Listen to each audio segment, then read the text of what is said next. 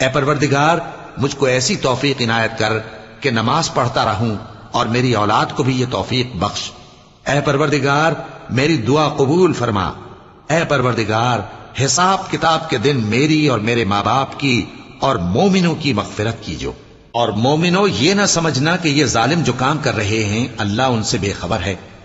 وہ ان کو اس دن تک مہلت دے رہا ہے جبکہ دہشت کے سبب آنکھیں پھٹی کی پھٹی رہ جائیں گی اور لوگ سر اٹھائے ہوئے میدان قیامت کی طرف دوڑ رہے ہوں گے، ان کی نگاہیں خود اپنی طرف لوٹ نہ سکیں گی اور ان کے دل مارے خوف کے ہوا ہو رہے ہوں گے۔ اور لوگوں کو اس دن سے آگاہ کر دو جب ان پر عذاب آ جائے گا، تب ظالم لوگ کہیں گے کہ اے ہمارے پروردگار ہمیں تھوڑی سی مہلت عطا کر تاکہ ہم تیری دعوت توحید قبول کریں اور تیرے پیغمبروں کے پیچھے چلیں۔